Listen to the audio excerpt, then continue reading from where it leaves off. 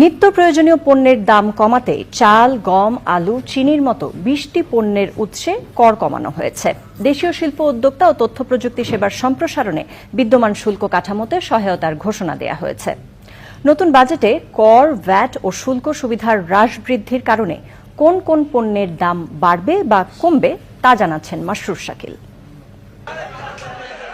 মূল্যস্ফীতির ঊর্ধ্বগতিতে সাধারণ মানুষকে স্বস্তি দিতে চায় সরকার।